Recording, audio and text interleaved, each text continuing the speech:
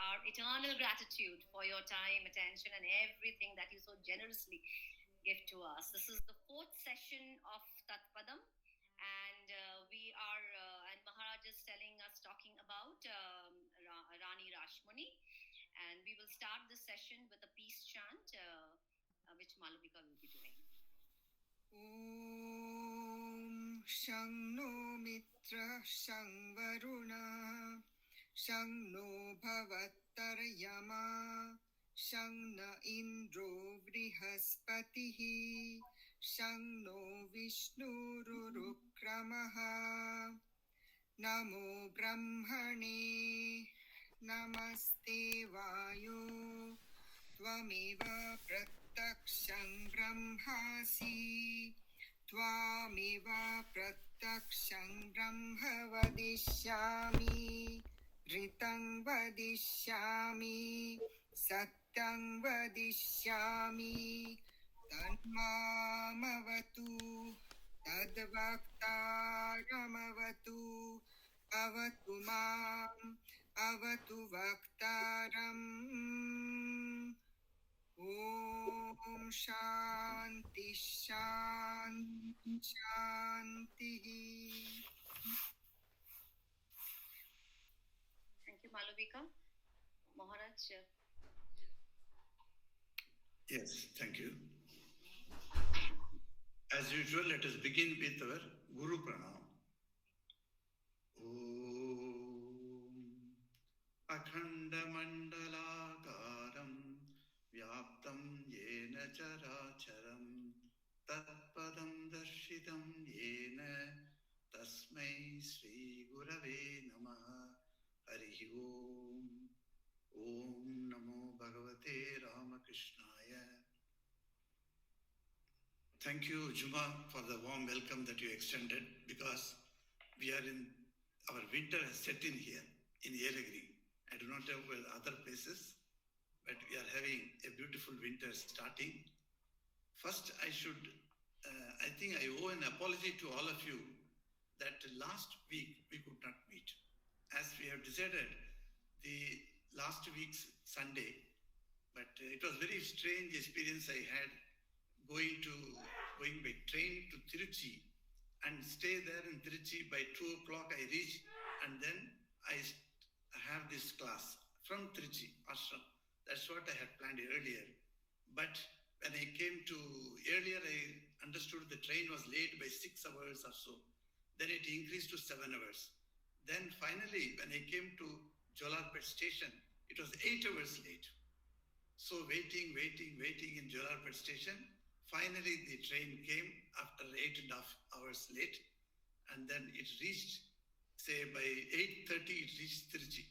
So I could not hold the class from the railway, from the compartment, you see, because there is no proper network there.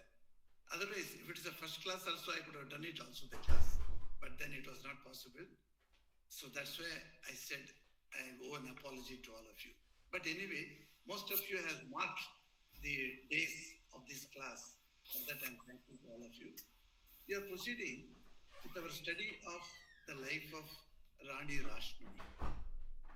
Rani Rashmoni's life is really a very interesting life, a colorful life, I should say, with a lot of wonderful events happening in her life. And you know that she was one of the friends of Mother Durga, who came to complete a task that was set up by the Divine Mother. The whole world, the Prapancham, is created by Divine Mother. It is sustained by her, and finally it will be resolved into her. So we call it Srishti, Sthiti, Pralaya. Srishti, the creation as we use it, the English word, which is something wrong, Swamiji has pointed out. Srishti is not creation, it is projection. Likewise, Srishti, Sthiti, Pralaya, Srishti is Vinasha, also we can use that word. This Vinasha also is going back into its original state. That is Vinasha. So, resolving or going back into one's own state, that is Srishti, Sthiti, Vinasha, this whole universe, the Divine Mother's some has got some type of pattern to conduct certain things in this world. That we find that whenever the dharma goes down, when the adharma takes upper hand, then she has to work. So in the popular language, you know that how Sri Krishna tells in Gita, you all know that when the dharma goes down and adharma takes the upper hand, he comes again and again in every yuga, he says. So that is how it is viewed. So we don't find any such difference in the deities as such. But Divine Mother, when you worship the Supreme Parabrahman, the Supreme God as Divine Mother, then you actually try to understand how the Divine Mother conducts this world. That means we must have a proper understanding how she creates, how she sustains, and how she finally resolves this whole universe into her. So that is how the Munis, the Rishis of the olden age, they have taught us. So from that, we see that merely Rani Rashmoni studying her life is not enough. In the vast background of the Divine Mother's action in this world, we must take into account certain points. For instance, during the British time and during this 1830s time, British were ruling us, but it was not mere ruling of the state. It was not a state administration only. They did not put their hand straight away on the religious side of the nation. What they did was, they want to destabilize certain basic pillars of our culture. That was not very much highlighted because we are all still, we have that idea, that white skin means is very good skin like that. So we have the superiority of that, we still admit. So we are not able to study that. But slowly, Indians are getting aware of how our country was destabilized on the religious and cultural side. And that is what they have planned during the 1830s. Before that, they just only took taxes from us and looted our country's wealth. That was being done. But now in 1830s, they hit upon a plan. What was the plan? Slowly weaken the pillars of the Hindu society so that there will be no Hindu finally in India. Well, that was that they tried their very best, and fortunately for us and unfortunately for them, with the same English education, a movement arose in the name of Sri Ramakrishna, headed by Swami Vivekananda. And Swami Vivekananda, he brought a great revolution in the religious arena. So that's how we find that again a resurgence of our feeling has come. So what was the mothers? In this only we have to find the hand of the Divine Mother. How she brought Sri Ramakrishna into this world, how through Ramakrishna and his disciples, how she brought a regeneration of our old values again back into the society. So all these things can be considered only if you know the Divine Mothers, the plan written down or drawn on the vast canvas. So that is how we are looking at this life. So Rani Rashmoni was not a mere one of the millions of jivas that come and go and come and go. No, she had a special purpose of bringing Sri Ramakrishna into the focus, creating proper stage for Sri Ramakrishna to practice and preach. Otherwise, an avatara comes, and from where he will preach? And how does he take up the preaching activity? And where does he stay? And what else he will do, etc. Everything must be planned earlier. So Divine Mother has planned very well, and she sent, before Sri Ramakrishna's advent, she sent this wonderful Mother Rashmoni.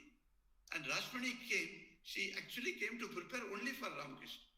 It seems from her life that she lived her life for Sri Ramakrishna. Though she didn't know, till 1855, she was not aware of Ramakrishna. So Sri Ramakrishna was born in the year 1836, but only when Ram Kumar came into her acquaintance, And then slowly she learnt about Ramakrishna. And 31st May, we all know, 1855, the Dakshineshwar temple was opened and Sri Ramakrishna came into the picture at that time. Even in the beginning stages, when Ramkumar was the pujari of Mother Kali's temple, Ramakrishna, his younger brother, he was staying in Dakshineshwar, but according to his caste restrictions, he was too rigid at that time and he would not take the food offered by the temple. Rather, he would cook himself separately and there was no drinking water coming from the corporation pipe, etc. So the Ganges water itself he used for cooking also and for drinking because he would not touch external things. And that was the rigidity Sri Ramakrishna had at that time. And how he developed it a huge harmonious way, how he brought everyone under his influence later. That's a recorded history. So it is a recorded history. We'll see that how Sri Ramakrishna slowly came into the public acceptance by a change in his personality.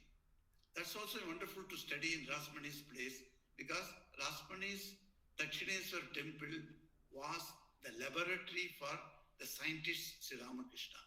That is how Swami Ranganathananji used to tell us. He was very proud to tell this in the modern language, as he says. So it is a laboratory. In laboratory, how a scientist experiments. Likewise, Sri Ramakrishna experimented with so many types of sadhana methods, and he came to certain very strong conclusions. And those conclusions he passed on to his disciples, the monastic disciples, as well as to his Grahastha disciples, householder disciples. And how each one of them carried those messages to far and wide, we all know. Today, we have got about 250 centers all over the world preaching or taking the message of Sri Ramakrishna to the heart of everyone that we come across with us. So, in this way, the message for the new age has been gaining ground. I would say, what is the role of Mother Rashmoni? I said just now that her role is to bring Sri Ramakrishna into focus into the society. Do you think she had any other role? Or do you think any special attribute that we can give to Rani Rashmoni in her role, in her wonderful role in bringing Sri Ramakrishna into focus? What was her special contribution to bring Sri Ramakrishna into focus? Anyone? What was her special contribution in bringing Sri Ramakrishna to the stage? Yes? I feel also to, change the social fabric of the society where there was a lot of feudalism, like Brahmins, only Brahmin can, mandir can be this thing only owned and constructed by a Brahmin, and she is not a Brahmin. She was not a Brahmin, so there were no priests were coming to the temple to this thing. But in that case, Ramkumar, he came to this thing. So that way, breaking that dogmatic the society, this caste structure, which we carry that luggage and baggage that Hinduism means caste. Yes. Thank you, Juma. This is one of the important points she just pointed out. Yes, that the caste system that was so rigid, that was practically broken by Rani Rashmoni in those days. You must understand. But you must not forget that caste system was so rigid that even after Rani Rashmoni's passing away, even after many years after, when Swami Vivekananda came back triumphantly after winning the West by his attending the Parliament of Religions, the temple authorities at that time did not allow Vivekananda into the temple. He was barred. We have seen in our history, Indian history, that there are some type of the lowest, considered as the lowest caste, were not allowed to go into the temple. That we have seen all over India, it was there. Now, that has changed. Swamiji came and spearheaded his movement of equality through the eyes of Vedanta, that has really changed the situation.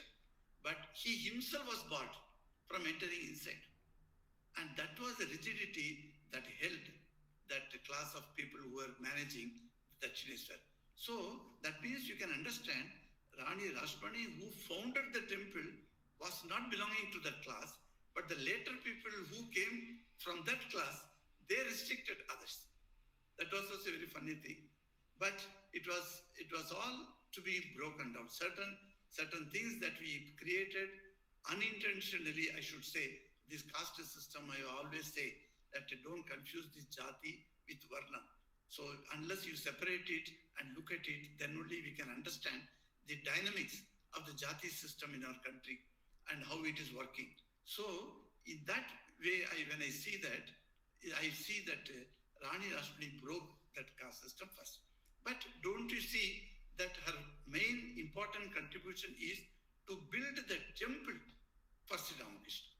As if, though she never think that this temple will be used by Sri Ramakrishna, but she created that stage for Sri Ramakrishna or laboratory for Sri Ramakrishna.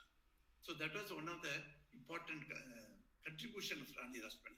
Also, when she became, she got married in 1800, about 1871 she was born, and then she got married 1830 or so she got married, and after that she lived for long, nearly 1855, up to that she lived. At that time she created a lot of things of charities. Those days the land owners, or whom you call the landowners, what is the name that I given to them? You remember? Jamindars. Jamindars, yes, Jamindars. So these a lot of Jamindars. She was also one of the Jamindars, you see. But many Jamindars were only trying to amass their wealth, but not spending for the public cause. But she was spearheading the public cause everywhere, and she could give people such a wonderful support. So all these things we find, while for this thing did she come, but then unless you loosen the soil where Sri Ramakrishna is going to play his dance, how will you create Ramakrishna's impact on the people? So there are so many rigidities within the society. So Divine Mother sent Rashmoni as one of her important instruments to loosen the soil, so that nicely the growth can happen nicely. So rigidity can be broken. So from that point of view, I find Rashmoni's life is very important for us to know, so that later we can appreciate Ramakrishna's contribution in our religious side. So now, for coming to religious and spiritual side, Rani Rashmoni, she was not only sent by the Divine Mother only for social regeneration, mind you. That was only a byproduct. Her main thing is to support the avatara. The avatara, the Shakti that has come in the form of Ramakrishna, has to be supported by her. So she came and supported him very much. Not only she was supported, she knew that she's going to die in 55 or so, and she gave the responsibility to her son-in-law also. So Mathur Babu was the person that to whom she gave all her powers later. Not even to her daughter she gave. Though her fourth daughter Jagadamba was very effective lady, but still she gave the Jagadamba's husband Mathur Babu all the powers of conducting the estate. So in that way, Jamindarship was handed over to one very, very able person, whose life we shall take up next after Rani Rashmoni.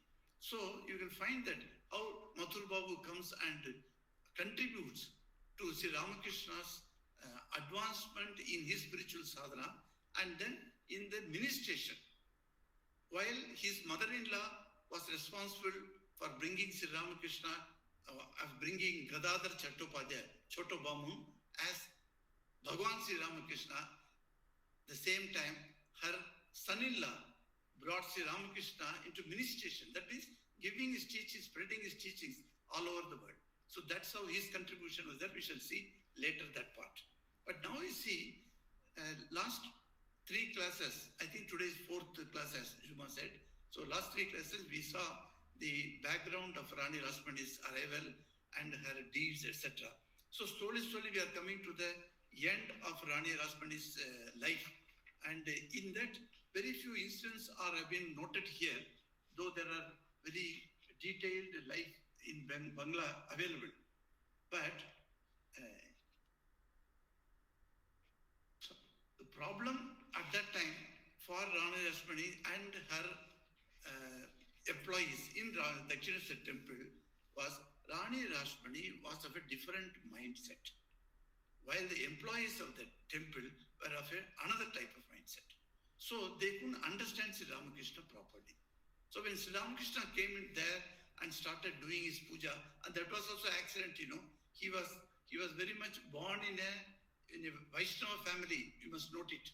So Sri Ramakrishna was born in a Vaishnava family, and all these 18 years, he has been practicing this Vaishnavism culture, and that type of culture he was practicing. We do not see in his life that anywhere he went to Kali temple or he worshipped there Kali, etc. Only coming up to Dakshineshwar, we find him moving towards Kali. So the Vaishnava temperament was still with him. That's why the rigidity of the caste, etc. was sticking to him. And at that time, he came to Mother's temple very accidentally, I should say, because his brother Ram Kumar, within 1.5 years of taking the job of Kali Puja, he died. Now there was nobody to take up, and strangely Ram Kumar called Ramakrishna a few months before and taught him the house and wise of all the puja mantras, and in that way he could learn the Kali Puja well, but he has never done that. Now, seeing this condition, naturally Rashmoni importuned to Sri Ramakrishna, "Hey, Choto Bamun, don't get angry with me. You just do the carrier, your brothers, what he was doing, the same puja. Kali Puja, if you do, we'll be happy." So from the Radhakanta temple, Sri Ramakrishna was transferred in his job to Mother Kali's temple. And that new job, that created a lot of struggle in Sri Ramakrishna's life. We find that. Because first he has to accept Mother Kali for worship. Though inherently, Sri Ramakrishna had all the knowledge that we know. As an avatar does not forget anything when he takes the human form. You all know that beautiful story of Bhagavan Sri Ramchandra, how he did not forget his divinity, and he asked Parvati, "Oh, you are alone in this forest. Where is Mahadeva?" Like that he asked, and he made her understand. So that story we all know, I have told many times to many audiences. So Ramakrishna also didn't forget any of his knowledge, that is knowledge only. But then he has to act to all of us to show that even a rigid Vaishnavite, coming from a Vaishnavite culture, that rigidity was there, still he can also convert himself to broad vision, and that has been proved in Ramakrishna's life. That is how I take it. Because that rigidity slowly got broken when he came to Mother Kali's shrine. Okay, he was doing puja, that's all right, but he was a special kind of pujari, was noticed by the employees of the Dakshineshwar temple. First thing, they did not like him, because he was not amenable to any of the rules and regulations of the temple structure. The temple structure has got certain rules, If you join an ashram, you go to an ashram and stay, say Kamarpukur or Jairambati, stay for 3 days, then there are certain rules. They say, the Swamis will tell you, 5 o'clock Mangalarti or 4:30 Mangalarti, you have to come. But then you go there and like a holiday inn, you stay there and they get up at 9 o'clock and come at 10 o'clock for the breakfast table. Well, you won't be having any breakfast at that time, because breakfast at 6:30 is over. Now we are getting ready for lunch.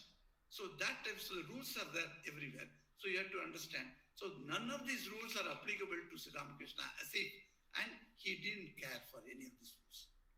That is how he got a bad name among the employees of the Rani Rashmoni's Dakshineshwar temple.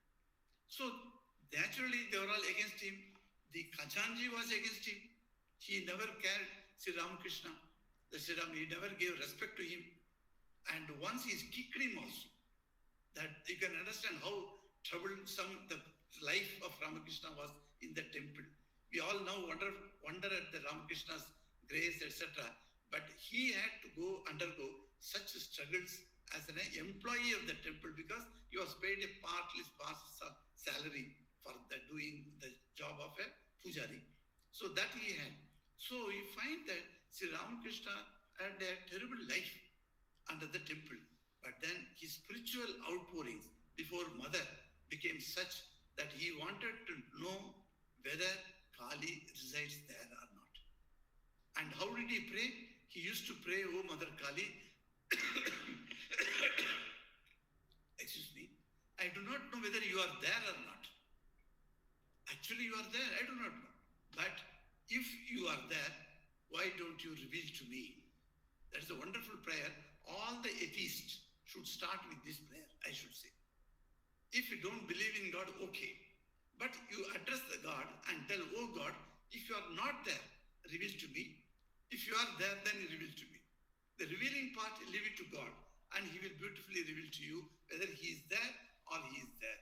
If He is there, He will show before you, and if you don't believe in His form, He will make you experience this Arupa form. That is, the Arupa form also He will make you experience. Like Yam had that experience. So we find that this type of understanding of Ramakrishna is very necessary.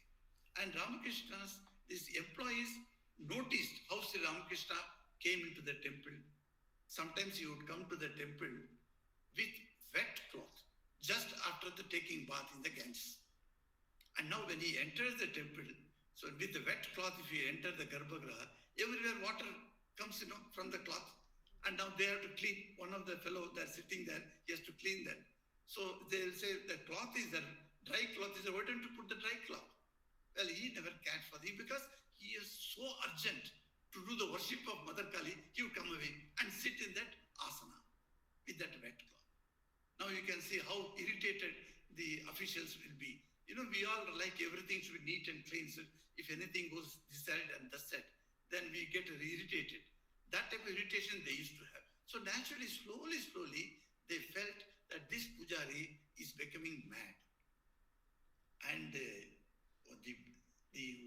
at one time, they felt so bad about him that he went to this, apart from the Kali temple, he used to go to the Shiva temples. Dakshineshwar has got 12 Shiva's temples, Shivalingams are there. So he would go to some Shivalinga temple there inside, and then he would cry. Crying aloud. Now, a man of that young age of 20, 22 years old, he's crying aloud in the Shiva temple. People will just understand what is happening to him. And he's not telling anybody what is happening. He's crying loudly. And one day, he sang a song. It's a Sanskrit verse. It's a very beautiful verse. I must quote that verse to you. Most of you, being devotees of Sri Ramakrishna, would have come across this verse from a very beautiful stotra. And that stotra starts like this: Asita Giri Samam Syat. It's a very beautiful shloka. And you'll find that shloka written by one of the famous, what is his name? Anyone remembers? Asita Giri Samam Syat. Yes. What is Pushpadanto. Yes. Pushpadanto.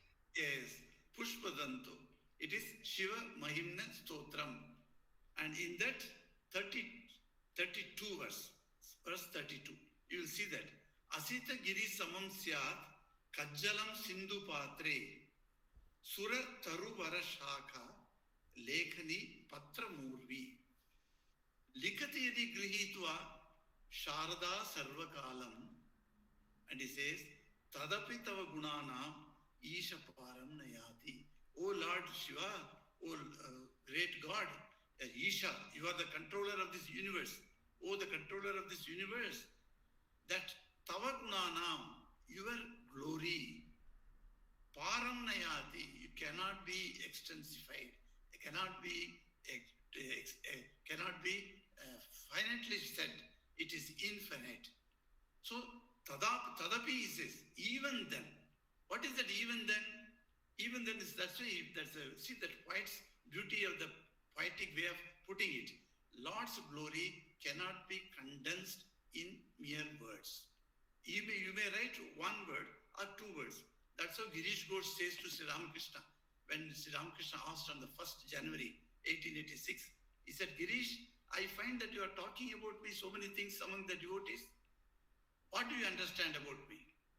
Then Girish Ghosh falls at his feet and bows down to him. Putting his two hands together, he says to Sri Ramakrishna, O Lord, even Valmiki and Vyasa could not exhaust your glory. What this little person can say about it?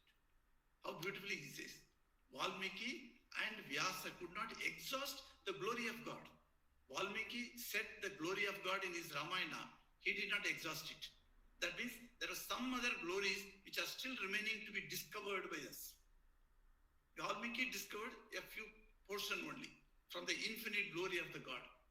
Hari Ananta, Hari Katha Ananta, Tulsidas says. Hari Ananta, Hari is infinite. And Hari Katha, the glory of Hari also is infinite. So only a few portions that Valmiki touched. Likewise, Vyasa also touched the glory of Sri Krishna, only a few portions. Though it is 100,000 verses he wrote in Mahabharata, he could not exhaust the glory of the Lord. Such is the glory of the Lord's name. And he says, but he, Pushpadanta, creates a beautiful allegory. What is that allegory you see? Asita Giri Samam Syat. He says, the black mountain, which is Himalayas. That Himalayas mountain, consider the quantity of the Himalayas. The Himalayas is a huge parvata, huge mountain. And that much ink is ready, for instance. You have a small ink pot, you see. When we used to write exams, etc. in our childhood days, we have seen the ink pots. Even Yam used to write from the ink pot, and that ink pot is still there in Yam's house if you go to Calcutta and see the Yam house, and that is kept. It is one of the relics, very important relics, because he used to dip his pen into that pot, that ink bottle, and then he used to write Kathamritam. So that ink pot is very famous. So that those days the ink pot was there. So even in Purana time, the ink pots were used. And so Pushpadanta compares the big Himalayan Parvata as the ink pot. That much a big pot is there. Then if the pot is there, then the ink is there, it must be put in a pot. So that much mountain size of ink has to be kept in a pot. Which pot can be better to hold the mountain? Naturally the ocean. So the ocean is the pot, he says. What is this? Kajjalam. Kajjalam Sindhu Patre. Kajjalam Sindhu is the patra, is the ink pot. Then he says, you require a pen. What could be the pen? Ink pot is there, ink is there. Now you require a pen. And the pen is nothing but, he says, Sura Taruvara Shakha. What is the pen? The branch of the stout Kalpataru tree. It's beautifully, he says, because the Kalpataru tree itself is a pen for you. And then he says, where does he write? He must have a notebook. So which notebook he will write with that pen, using that ink from the ink pot, in which leaf he will write? So for his leaf, the earth is the leaf. So the Bhumi becomes a leaf. So the whole of Bhumi, somebody is going to write. Not you and me or somebody. Someone is going to write who is the goddess of the writing. Who is that? And that is Saraswati. So if Saraswati herself comes down and takes the Bhumi as a leaf for writing, and she uses the ink, all the ink, the whole of Himalayas quantity of ink she uses, and she even then, and another one he puts it, Likati Yadi Grihitva Sharada Sarvakalamisis. Infinite time, if Saraswati is going to write on the glory of God, O Lord Shiva, still your glory cannot be exhausted. Tadapi, even then your glory cannot be exhausted. That is how the Pushpadanta says. And this is the verse Sri Ramakrishna was chanting. Now, when See, when he chants these words, we all chant. We go by the words. We take importance to the words and slowly, Likati Sharada, Sarva Sada, Sarva Kalam, like that we read. But we don't understand that each word has got such a profound meaning.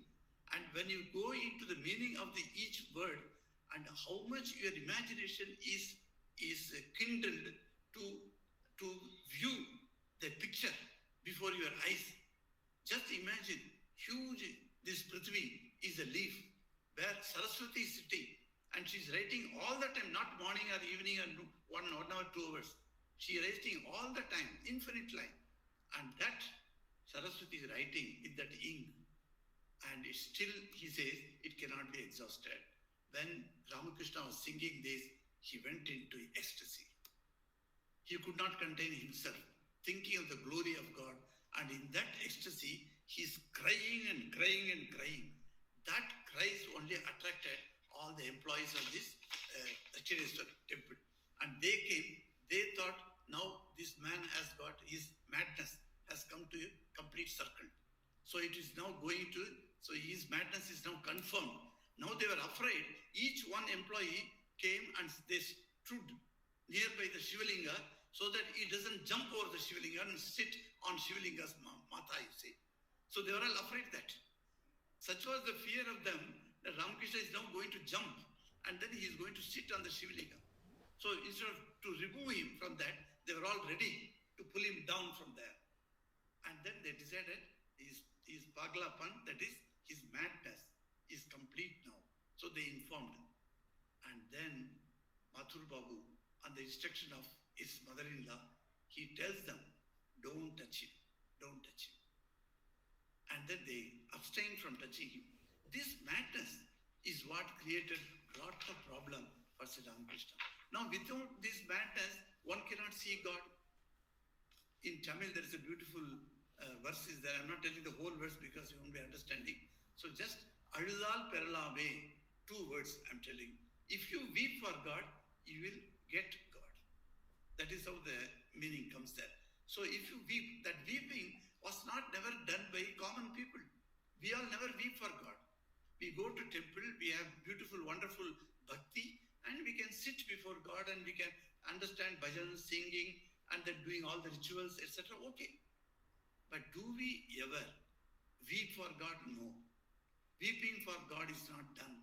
That's what Vyasa, after dividing the infinite knowledge of God as Vedas into 4 parts and writing 18 Puranas, Mahapuranas, and another 18 Upapuranas, he did not get peace of mind. And he was so sorry and he was so sad on that day. At that time, Narada comes to him. Narada asks, Vyasa, what is the matter? Your face is pulled down. Vyasa says, even after writing so many things, even after knowing God, Parabrahman, I am not getting peace in my heart. What is that? Then Narada asks, after writing so much of literature, have you ever spent 1 drop for God? Then Vyasa looks at him in suspense, in wonder. What are you telling? Yes. Did you ever weep for God? Have you any time dropped some of the drops from your eyes? You never wept. That weeping is not done. See, Tulsidas says how Hanuman stands before Sri Ramchandra. Yatra yatra Raghunatha Kirtanam, tatra tatra kritamasta kanjalim, vashpavari paripurna lochanam. Hanuman's 2 eyes, paripurna. With what? Vashpavari, a warm water. Vari means water.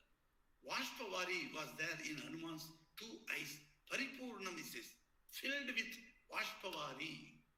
And then that's the shower of tears of joy, as Sri Ramakrishna used to call it.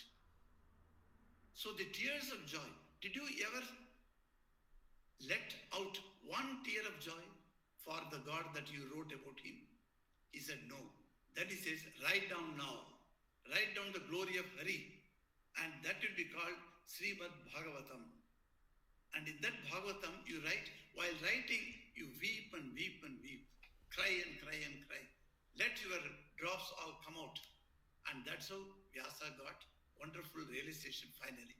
after writing Bhagavatam. So this spending, we are, as I was telling you, we go to the temple definitely, but we do not spend tears. Unless the tears comes, and because we are not seeing anybody with tears for God, neither we also having that imagination or the feeling for God, neither we also do spend tears. So what happened? Giving tears is considered as a mad. It is a mad form of. So the personality is now twisted. So we understand that a person who weeps for God is a mad person. And that's what Choto Bamu of Dakshineshwar was considered as a Pagal. So Pagal Bamu he was now considered. So this, even to this, because of interference of this Rani Rashmoni and Mathur Babu, he was saved from lot of inhuman assault from the employees of this. Because the owner has told, don't touch him anymore. Why it happened? Because of that we will take up when his Mathurnath Das story comes. Now we see that because of the order of Rani Rashmoni, it happened. So Rani Rashmoni was the protector of Sri Ramakrishna. He was the supporter, and she was completely assisting Sri Ramakrishna in manifesting his full divinity to the world. So for that only she was sent. That's why Sri Ramakrishna used to say, do you know who was Rashmoni? She was none else but a Nayika of Divine Mother Durga, he used to say. Durga's friend, she has come, and she has done all the helpful activities for Sri Ramakrishna to experiment in that wonderful laboratory. And then she was quite all right at that time, but she was also aging, but she did not very old at that time. It was 1855 that the temple was opened. After that, slowly, she was coming. It was coming 1861. Another 6 years after, in 1861, she had one work left for Dakshineshwar temple. And that was, she had a huge estate in what you call present Bangladesh. In those days, East Bengal. There was one place called Dinajpur. Now it is in Bangladesh. So that Dinajpur, she had a very big estate. She wanted to sell that Dinajpur estate and bring the entire money, wealth obtained from that Dinajpur and put it for Dakshineshwar temple's corpus fund. So she had to execute the deed, but that was delayed for some reason or other. Finally, on 18th February 1861, she signed the documents, transferring all the property worth of the Dinajpur to Dakshineshwar temple. The moment she transferred, she felt absolute peace of mind. She has secured the play of Sri Ramakrishna in the very big laboratory that she built up. And the moment she understood, she was happy and she has completed her role. She left the next day, 19th February 1861. She left her body. So you see how wonderful this life is. So from this life, what all we can learn for us. So as to start a small discussion, we will have say 10 minutes or so till the Google says that now we are going to close it. So till that we can see that some discussion we can have. I am happy to tell, yes, Juma has got a good news for you. Will you please share with us? No, hopefully this time the Google should not say because we bought the premium account. So, yeah. But I'm still keeping my fingers crossed. So. Yes, Google, she has brought a premium account of Google, so it will not say that now screen is going to close, it won't say. Yes, last 3 times we had such a bad experience. So she was so put into shame, She said, no, I'm going to buy. So of course it costs money. I don't know how much it costs, but it must cost definitely $200 per year, like that it will cost. So she has done that. Wonderful. Thanks to Juma to keep this alive. Even then, if you go little 5 minutes more, it doesn't matter. So now the thing is, I just start this discussion with this, that as I told you in the beginning, there is a stage required for Sri Ramakrishna to experiment in a peaceful atmosphere. And for that, he required a support of somebody. And that support structure was given by Divine Mother in the form of Rani Rashmoni. Otherwise, Rani Rashmoni's birth has got no meaning. If you see her lot of charities, etc., she has done, how long those things can remain? If you feed 100 people, so that time the feeding is done and they are all happy, they go away. Tomorrow the same hunger will come. There is no permanent solution to that. But a permanent solution was given by Sri Ramakrishna in the spiritual plane of existence, for which she needed something to be done. So that was a great contribution, I find. So from this we shall start. If anybody is ready, please put your hand up and Juma will conduct the meeting.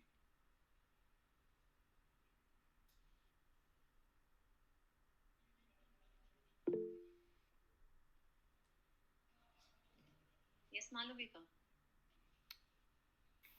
Thank you. Maharaj, a question like Ma Rashmoni, before the recorded incidents, like once she was in the temple when thinking about legal matters and got rebuked by Thakur and all these things. But before that, when like when people used to call him mostly Paglavamun and he used to lodge lot of complaints. Like, how did her conviction on Thakur happen? Is it recorded anywhere, like, or it was something internal, like she had that internal vision that he is somebody who is absolutely genuine? You see, it could have been also, but because one thing is that a legal matter she thought of and he slapped her. That one instant cannot be the full proof for her conviction in the divinity of Sri Ramakrishna. Though she never acknowledged or told that Sri Ramakrishna is an avatar of this age, etc., those words came only later. But she came to know about Ramakrishna's experiments there. One by one he was experimenting. He was unable to do certain days puja, and the assistants had to carry on the puja in his absence. And where was he? He was very busy in practicing certain tantric sadhanas. She knew that. So she had watched him doing all the sadhanas, and she had a very good understanding of Ramakrishna's purpose of his life. I think so. And Sri Ramakrishna must have revealed to her in his own inimitable secret way that who he was. And of course, she has not told anyone. Otherwise, it is a very pertinent question. How did she get so much faith in Sri Ramakrishna? How did she come to a decision that she decided to defend him in all the positions, in all the situations? Why she should defend him? So, unless she had some great idea about Sri Ramakrishna, she would not do that. You know, even if we have 100 employees, he was also one of the employees. He was not supporting all the employees like that. But this Ramakrishna was being supported by her. And before Ramakrishna came into the picture, she came to know from Ram Kumar that one of the wise decisions that Sri Ramakrishna gave to his brother to convey to Rani Rashmoni. That was, that how she converted the entire property, the ownership of the property in the name of her guru, and then the temple was acceptable to the Brahmins of that place to worship, etc. That idea came from Sri Ramakrishna, she knew. So she must have got wonderful respect for Ramakrishna's wisdom. Second wisdom that happened, that when the Radhakanta temples, Krishna's foot was broken. Then only Ramakrishna alone told. All the Pandits came there and said this image should be rejected. Bring a new image and let us start a new worship. Only Sri Ramakrishna told at that time, if Rani Rashmoni's one of the son-in-law breaks his foot, will she replace him? That struck her, terrific. So the wisdom of Sri Ramakrishna, she came across very well. So in that way, she must have gone some type of visions of Sri Ramakrishna. Definitely, though it is not mentioned in Chetananandji's writings. Maybe in the bigger life, which Chandrani has told me, she has got a book. So in that book, maybe there. If Chandrani has read the answer for Malavika's question, she can enlighten us. Chandrani? Pranam Maharaj, no, exactly this answer I have not come across. But in Ramakrishna Puthi, another incident probably was there that Thakur was in the very beginning of that temple when he was staying on his own. That time he made a beautiful Shiva Murti.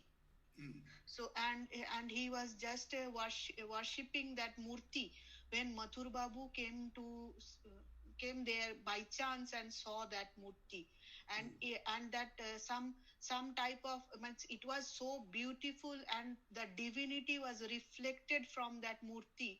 So Mathur Babu actually took that Murti to Rani Rashmoni and told her that means this Choto Bhattacharya has made this.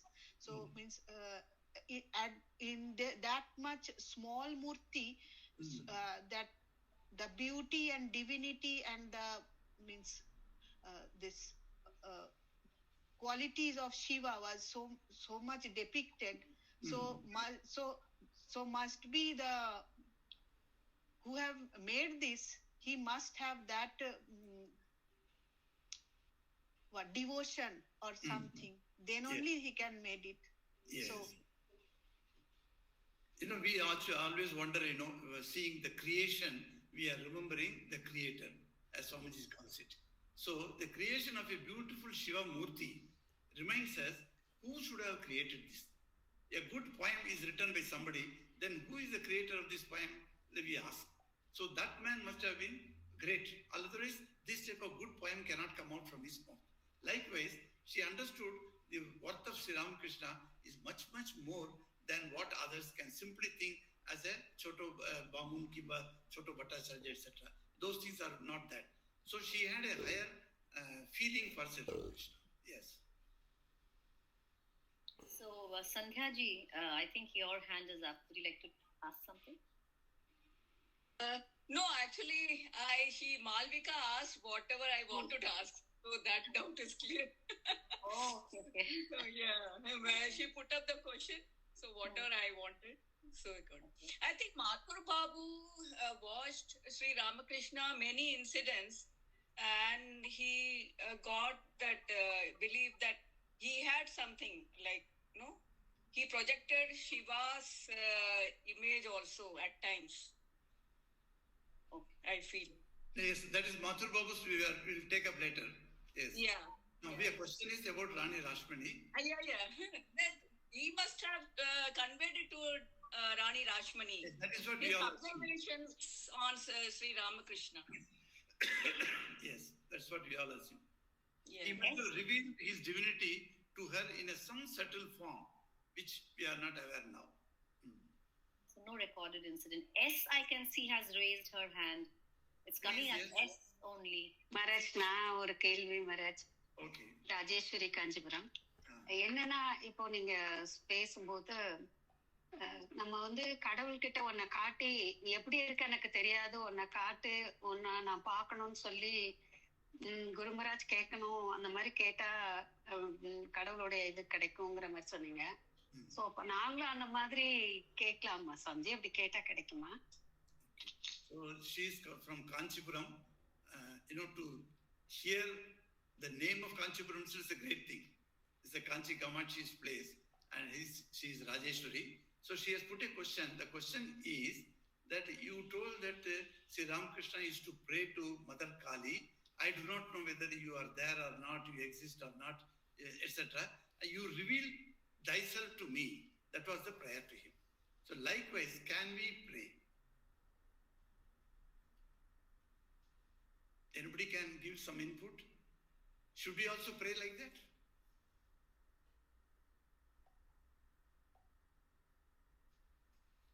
We will have to have that yearning, no, Maharaj?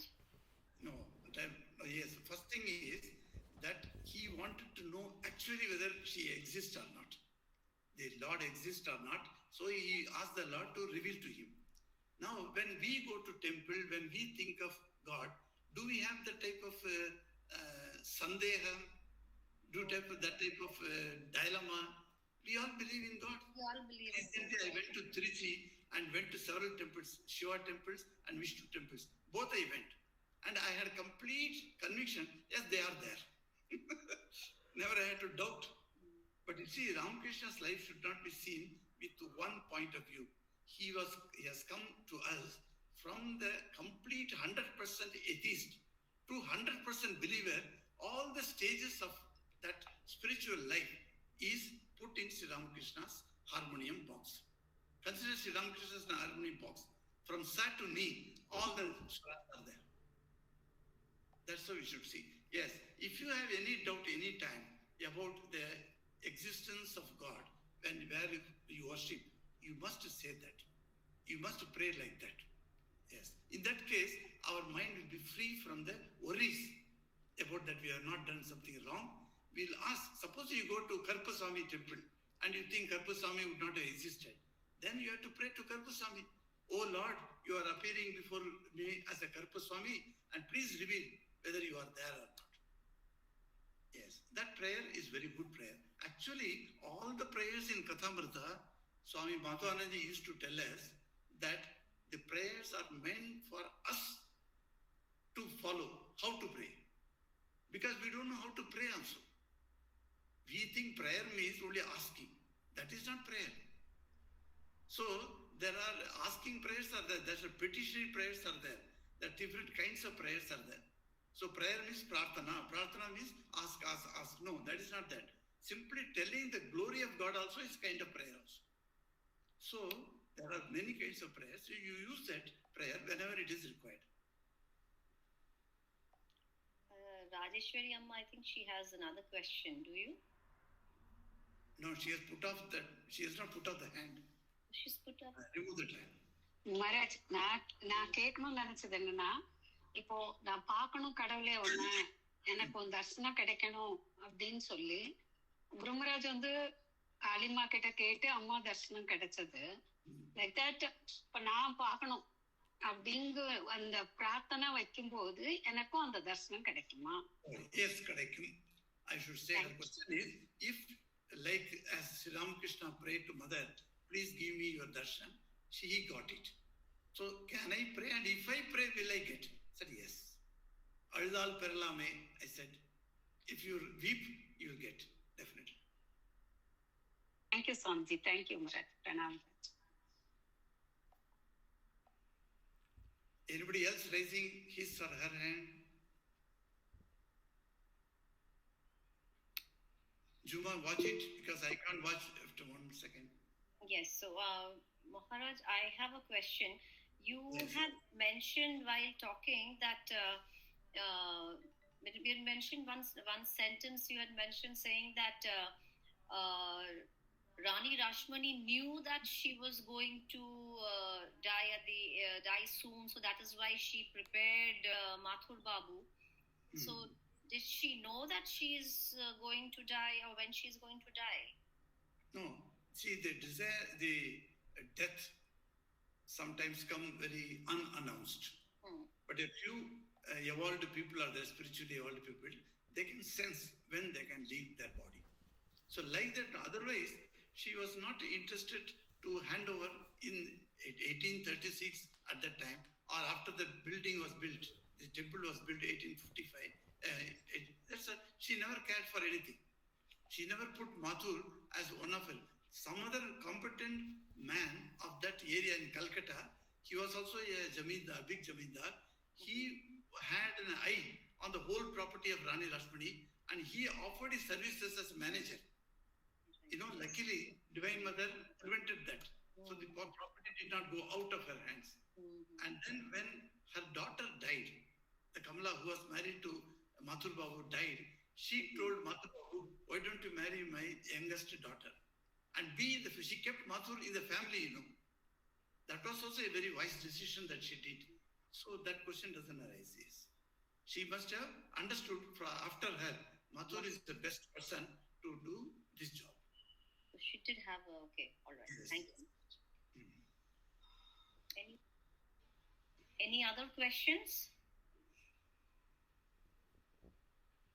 Okay, Chandrani Basu. Yes, Chandrani. Maharaj, you were asking about Rani Rashmoni's contribution. So, can we say that means in Dakshineshwar temple we are seeing that the Kali temple, Krishna temple are together, which was not very common at that time. So, means afterwards we see that Thakur is the Samanay Devata. Means Sarva Dharma Samanay that he was going to do. So, can we say that foundation also Rani Rashmoni made Kali, Krishna, and Shiva temple all together? Thank you. This is another contribution of Rani Rashmoni to the society of that time. Yes. As Juma said, first one. So this also you should have told at that time. Anyway, now you have told this. This is another important contribution, yes, of Rani Rashmoni. Because in those days, Kali and Krishna were considered as distinct and apart from each other. Kali worshippers will not go to Krishna temple. Krishna worshippers will not take the name of Kali. And this divide between Krishna and Kali is very much known from the gospel reading itself. Many places Ramakrishna makes fun of this also. So she is very pioneer in bringing the Samanvaya so that Ramakrishna also grew up in that angle, you see. If the Krishna temple was not there, he would not even enter the temple when he was 18-year-old. So that because Krishna temple was there, he came and he started doing puja. He started his puja career there, you see. So that was very necessary. And all these things she had thought of. Who knew that, who gave her that idea that Ramakrishna is going to come. So he must build a Krishna temple also. So she has done that. Yes. Yes, Juma, continue. Yes, Maharaj, any particular reason why there are 12 Shiva lingas? Because there are 12 Shiva lingas across, is it? See, there is no written anywhere why she built 12. But obviously, it is an obvious question, I think, because we have got in India, total Jyotirlingas are 12. So she must have represented each Jyotirlinga into her campus. That's what we can summarize, or we can think of like that. But though I did not say that this is an authoritative answer for that, but it could have been. Because if she has put 13 or 10, we could have given some other answer. It is because exactly 12, and there are 12 Jyotirlingas only, not 10, neither 13. So we can easily assume that she must have depicted the 12 Jyotirlingas in their campus. Most likely এখন বোধহয় ওইখানে ওই লিঙ্গর ওপর একটা করে নাম লেখা আছে ওরকম তাদের কিন্তু that names are not Jyotirlingas names. Not the same. Okay, so it's just 12 names of Shiva. Yes, and other names are there. Okay, so somebody else message came. I don't know. That was a thank you message, I think. Leslie had raised her, that is Pranams Maharaj, and Leslie had raised her hand, I've seen once. Leslie, are you there? These are thank you Swamiji and Pranams Maharaj in the messages. Okay. Oh, before you conclude, I have to make a foreign. So far, without foreign, it had no fragrance and taste. Yes. Go on, Malavika. So that is uncorrelated with Rashmoni, but with your first comment of apology. You didn't drive the train, so you are officially not responsible. If at all anybody has to issue an apology to Tat Padam group, it has to be Indian Railways. Okay, thank you for the beautiful comment. So we take leave of you, all of you, and next class she will announce. And yes. Like that, proceed. So let us come to them closer. Om Shanti Shanti Shanti Harihi Om Tat Sat Shri Ramakrishna. Any announcement, Juma? In that case, we can wait for another 2 minutes. No, you just now said that the next class I will discuss with you, and I will announce it in the group later on. Okay. So, anyone else? Do you all want to say anything? And thank you so much, Maharaj, for your time. It was a wonderful session once again. So the next one is, we're talking about Mathur Babu, right? Yes.